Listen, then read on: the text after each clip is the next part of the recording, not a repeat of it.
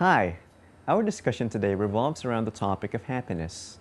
It's a given that happiness is important in our life, and we should pursue what makes us happy.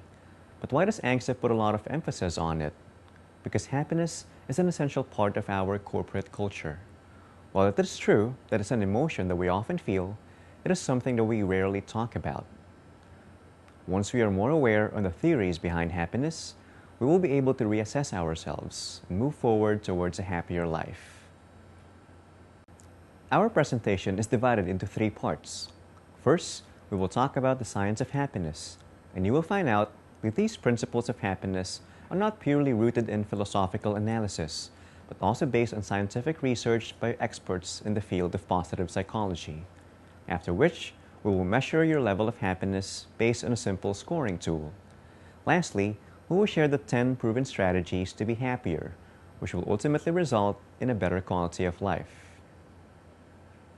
You see that guy with the big grin on his face on the right side of your screen? That's Dr. Martin Seligman, the father of positive psychology, which he founded in 1998. Let's have a quick review on the broader field of psychology, which is the science and discipline to cure mental illnesses. Some of you may have taken this up in college, so you're obviously well aware of its importance.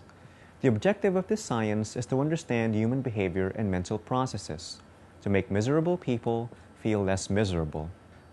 While Dr. Seligman was working as a psychologist, he wondered, if psychology helps miserable people feel normal, then what would prevent us to use psychology to help normal people feel even better? The depressed people are in a negative state, so the goal is to restore their normal or neutral zero state. The people who are already in this state of normality can still advance to reach a positive state. Out of this idea, the branch of positive psychology was born. It is a science of happiness, which provides people with ways to get greater satisfaction from life. Positive psychology outlines the three components of happiness, namely pleasure and positive emotions, engagement and flow, and meaning and purpose. We will talk about each one of them in greater detail as we go along. Let's discuss the first component, pleasure and positive emotions. This level of happiness is easily felt whenever we do things that provide us pleasure and enjoyment. Whenever you take part in leisure activities like watching a movie, eating your favorite food in a restaurant, or shopping for things you desire, then you are living the pleasant life. This means getting as much pleasure as you can. However, the main setback is that the quality of happiness decreases with time. If you do it over and over again, then the level of pleasure also decreases. For example, your first taste of dark chocolate may be really heavenly, but its quality is going to reduce by the time you taste it for the 7th time. This kind of happiness is considered shallow, but so many people build their lives around pursuing pleasure. Let's move on to the second component, engagement and flow. This level of happiness gives you the feeling of complete engagement in a creative or playful activity, which is familiar to athletes or musicians. You reach a state of concentration and you're completely absorbed in what you are doing. You experience a sense of deep involvement and immersion, whether these are activities related to family, work, romance, or hobbies. Flow is when you're engaged in a challenging activity that matches your very own skill set.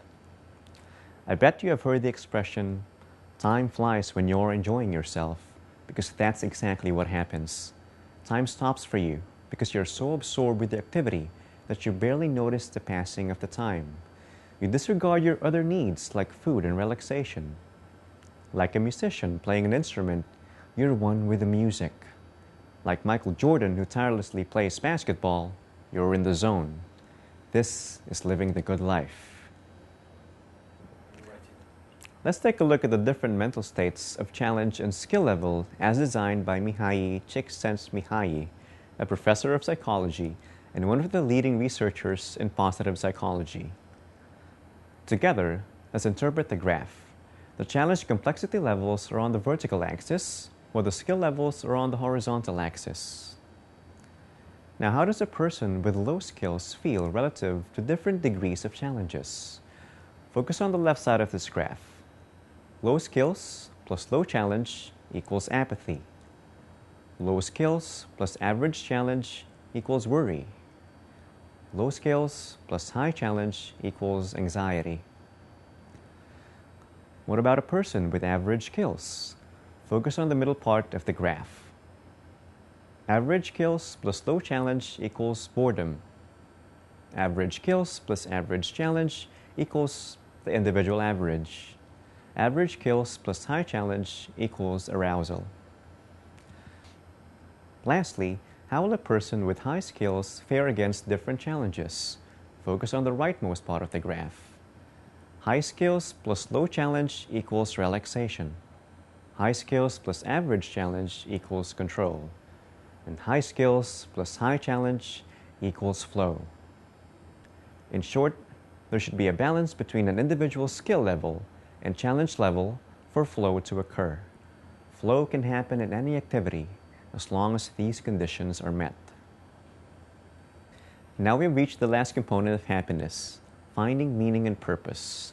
It's when you know what your highest strengths are and you use them for something bigger than yourself. This happens when your actions are not only for yourself, but for other people, an organization, or a worthy cause. This is our innate desire to act morally and do something good, which will make our life more meaningful. Take the example of Bill Gates. We all know that he's one of the most successful and richest businessmen on the planet. Yet even if he could afford all the luxuries in the world, they wouldn't be enough to make him happy. Since 1994, Bill Gates has been sharing his fortune to charities, and his foundation has donated more than $28 billion.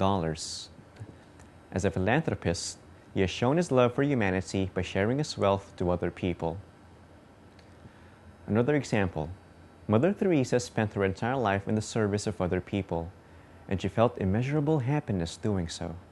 She once said that one of the greatest diseases is to be a nobody to anybody.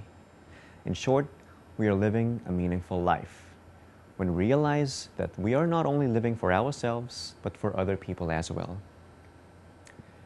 In summary, Dr. Seligman and his positive psychology peers believe that you can raise your overall life satisfaction by working on the three components of happiness. First, by getting more pleasure out of life, which can be done by savoring sensory experiences. Second, by becoming more engaged in what you do every day. And lastly, by finding ways to make your life more meaningful.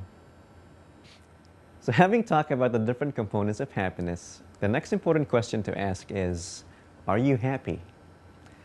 Time magazine conducted a survey on happiness in the United States in 2004, and based on the data gathered, Americans are overwhelmingly happy and optimistic people, regardless of how much money they are making.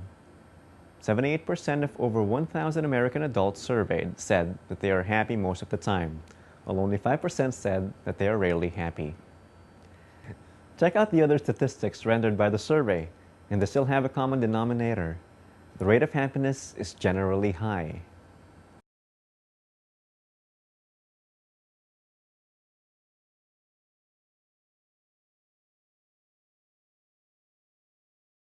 Now it's your turn to measure your own happiness.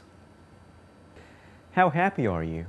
We will find out by using the Satisfaction with Life scale developed by Edward Diner, a psychologist at the University of Illinois. This was devised in 1980. It has been used widely by researchers ever since. Read the following 5 statements, then use a 1 to 7 scale to rate your agreement. Hit the pause button to give you time to answer, then hit play once you're ready to proceed. It's time to compare your scores to the scoring system. You will find out your level of satisfaction with your life. I sure hope nobody scored below neutral, because if you did, then we've got a lot of work to do to increase your score. At this juncture, we would like to share the 10 proven strategies to be happier, based on the books of the following experts in the field of positive psychology. These are Sonia Lyubomirsky, author of The How of Happiness, Tal Ben-Shahar, the author of Happier, and Dan Gilbert, the author of Stumbling on Happiness. These happiness gurus have spent years mastering the techniques of living a blissful life, and they have summed up their recommendations into 10. There's just a couple of things that I would like to reiterate before we move on to the 10 strategies. Remember, Our overall happiness is not merely the sum of our happy moments minus the sum of our angry or sad ones. And one more thing, having more money is not equated to a higher level of happiness. Numerous studies have shown that once your basic needs are met, additional income does little to raise your sense of satisfaction with life. The 10 following strategies have been scientifically proven as efficient ways to enhance life satisfaction and overall happiness. Tip number 1. Be optimistic and smile. Having a positive outlook is associated with better health, a longer life, and greater joy. When you look on the bright side and believe people are good, you directly increase your own happiness. Try to smile even if you don't feel happy. Sounds insane, right? But did you know that smiling releases serotonin in the brain? It's a hormone that instantly lifts your mood and makes you feel better. Plus, people who often smile are viewed as sincere, attractive, and sociable. So with a simple act of smiling, you change people's perspective about you. Tip number 2. Practice acts of kindness. Being kind to others, friends or strangers, triggers a cascade of positive effects. It makes you feel generous and it gives you a greater sense of connection with others. Kindness wins you smiles and approval from the people around you, and they will reciprocate the kindness you have shown them. These are all happiness boosters. Visiting a nursing home, helping a friend's child with homework, or making a donation to charity are random acts of kindness which can give you a major happiness boost. Try to do at least 5 every week. Take note that giving makes you feel good about yourself. When you're volunteering, you're distracting yourself from your own existence, and that's beneficial. Giving puts meaning into your life. You develop a sense of purpose because you matter to someone else. Tip number 3. Refresh your life. Pay attention to momentary and simple pleasures in life. Take the time to focus on the sweetness of a fruit, the warmth of the sun, or the cool sea breeze. Psychologists also suggest taking mental photos of pleasurable moments to review in less happy times. Unburden yourself of possessions that lock you in the rat race of earning more money to pay for things you don't really need. Spend time and resources on things that add meaning. Tip number 4. Learn to forgive. Your heart becomes heavy if you're still harboring negative feelings towards someone. We all get hurt in life, but we must let go of anger and resentment by writing a letter of forgiveness to a person who has hurt you in the past. If the person doesn't reciprocate, then at least you have done your part. According to Dan Gilbert, the inability to forgive is associated with persistent rumination or dwelling on revenge, while forgiving allows you to move on. Tip number 5. Make time for your loved ones.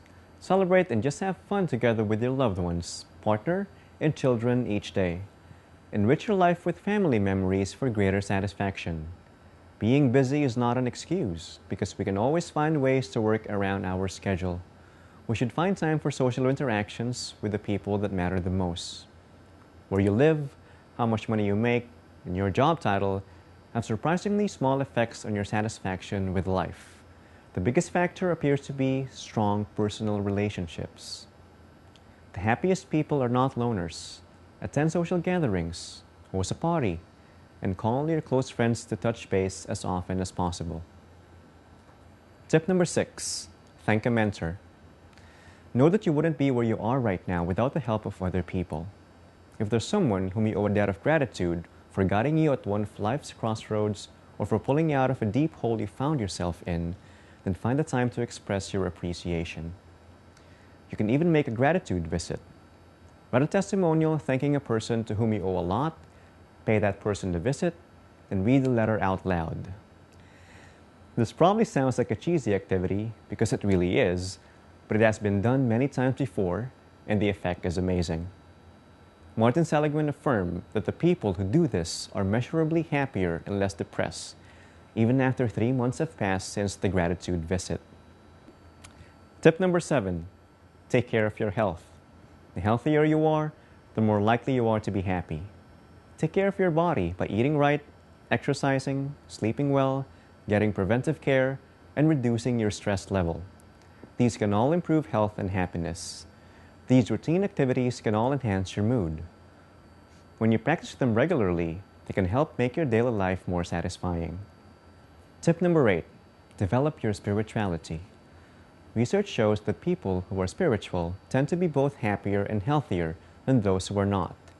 But even if you're not really religious minded, you can still get in touch with your spirituality. Consider meditation, spiritual readings, or individual prayers. Religious faith has been shown to help people cope, but so do the secular beliefs enshrined in axioms like, that which doesn't kill me makes me stronger, or when a door closes, another window opens. The trick is you have to believe them to help you keep it together. Tip number 9, express your gratitude. Create a gratitude journal in which you write down 3 to 5 things for which you have been thankful in the past week. It could be a phone call from an old friend or your son's first steps. Do this once a week and keep it fresh. And remember, don't just think about them, write them down. This will help you reflect if you have a written account of your blessings. In a social experiment, the people who took the time to count their blessings once a week significantly increased their overall satisfaction with life over a period of 6 weeks, whereas those that did not keep journals had no such gain.